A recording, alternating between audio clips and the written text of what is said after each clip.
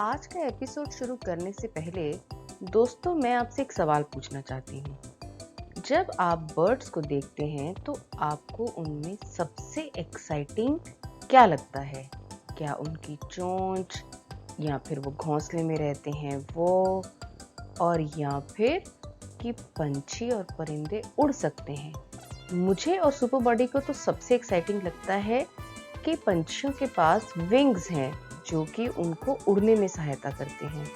काश कि हमारे पास भी विंग्स होते तो हम लोग भी पक्षियों की तरह उड़ पाते। क्या आप इसके बारे में और जानना चाहते हैं? तो चलिए आप और हम चलते हैं episode 4 birds and feathers theme में एक नई एक्सप्लोरेशन पे।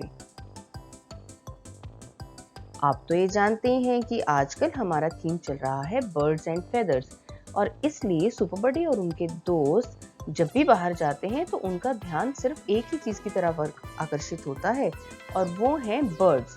अब देखिए, जैसे पार्क में ये सब लोग खेलने गए और इन्होंने फिर ढूंढना शुरू कर दिया आसपास पक्षियों को। देखो देखो, इस डाल पर 2 पैरट्स बैठे हैं और नीचे बैठी है एक मैना और उसकी चोंच येलो कलर की है। तभी सुपर बडी ने आसमान में देखा और उन्हें दिखाई दिया एक बहुत दूर बहुत बड़ा सा पंछी उड़ता हुआ। अरे दोस्तों देखो, ऊपर दूर आसमान में एक और पंछी उड़ रहा है। लेकिन जब उन्होंने बाइनोकुलर्स लगाकर देखा तो जाना कि वो पंछी नहीं, वो तो एरोप्लेन है। और सुपर बडी थोड़ा सा झेप गए। उप्स, ये तो बर्ड नहीं एरोप्लेन है दोस्तों। लेकिन इसमें हमारी क्या गलती है? दूर से देखने पर तो बर्ड्स और एरोप्लेन एक ही जैसे लगते हैं ना, क्योंकि दोनों उड़ सकते हैं। और उनकी बात सुनकर सब लोग हंसी के ठहाके मारने लगे। ऐसे में मिस एम ने कहा, सुपर बडी, क्या आप ये जानते हैं कि एरोप्लेन्स की खोज मनुष्यों ने पंछियों से इंस्पायर होकर ही करी थी। एरोप्लेन बनाने की प्रेरणा हम लोगों को बर्ड्स को देखकर ही मिली थी। वाओ मिस एम, मैं तो इस बात का यकीन ही नहीं कर सकता हूँ कि एरोप्लेन जैसी मशीन बर्ड्स को देखकर बनाई गई थी। क्या हम आज बर्ड्स के विंग्स के बारे में एक्सप्लोर कर सकते हैं मिस एम? बिल्कुल, एब्सोल्युटली। तो देर किस बात की, आओ शुरू करते हैं आज का हमारा एपिसोड और एक्सप्लोरेशन विंग्स के ऊपर। लेकिन उससे पहले हम सब लोग क्या बोलेंगे दोस्तों? Let's unleash the power of curiosity. अच्छा चलो, अभी मैना बैठी है, इसी को हम लोग ऑब्जर्व करते हैं कि ये कैसे उड़ती है। चुपचाप बैठ जाओ और देखो कि ये कैसे उड़ान भरती है।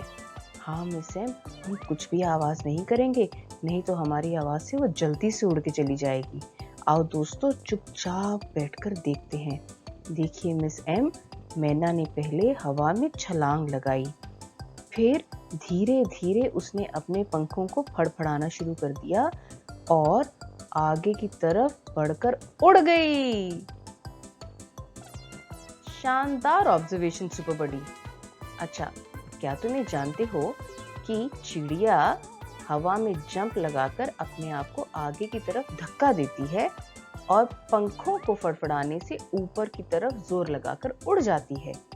लेकिन मिस एम, एरोप्लेन के तो पंख होते हैं, वो तो नहीं फड़फड़ाते, तो वो कैसे अपने आप को ऊपर की तरफ धक्का देके उड़ते हैं? मैं जानता हूँ, प्लेन्स के अंदर इंजन्स होते हैं जिससे वो उनको एनर्जी मिलती है, बिल्कुल वैसे ही जैसे कार्स को इंजन से एनर्जी मिलती है, और वो उनको उड़ने में सहायता करते हैं। अरे वाह सुपर बडी, ये तो बहुत ही अच्छी ऑब्जर्वेशन है आपकी।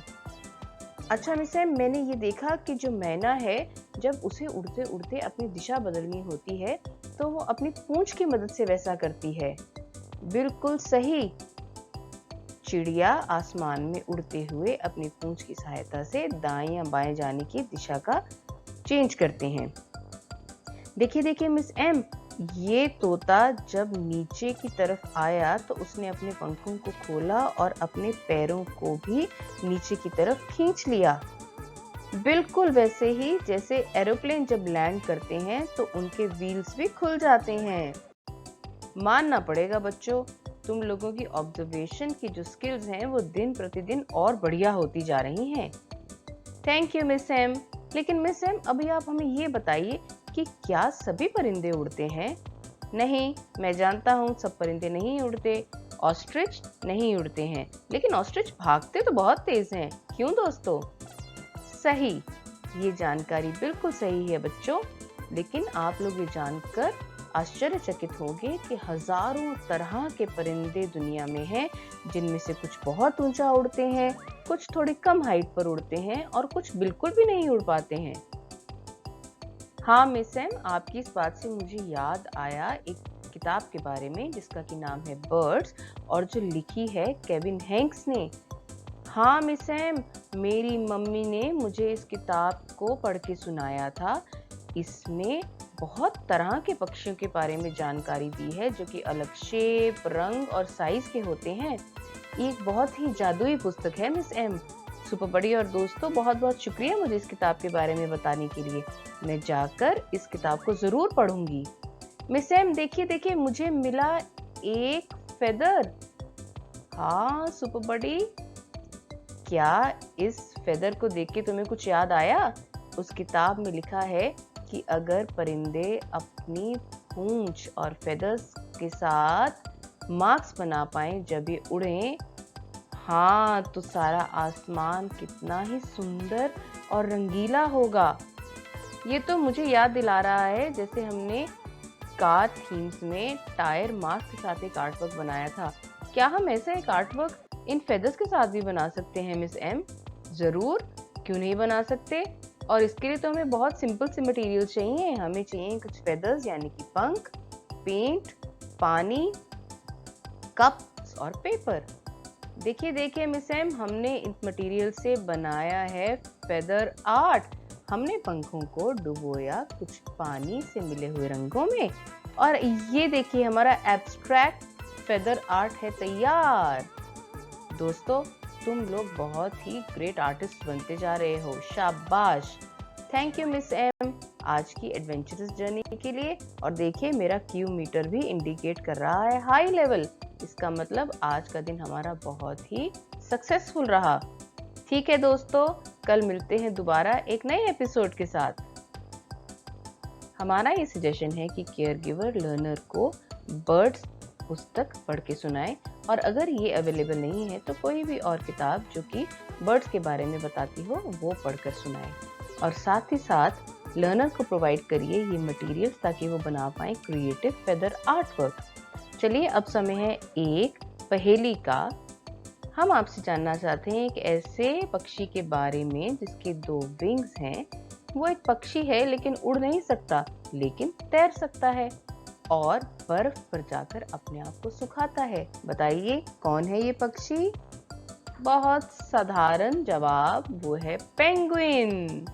तो दोस्तों, सब्सक्राइब करना ना भूलें हमारा चैनल, और विजिट करें हमारी वेबसाइट www.superbuddy.in, और लिखना ना भूलें हमें सजेशंस के बारे में और ऐसे थीम के बारे में जो कि आप चाहते हैं हम आपके लिए कवर करें। धन्यवाद। सुनते रहिए हमारे नए एपिसोड्स को ऐसे ही।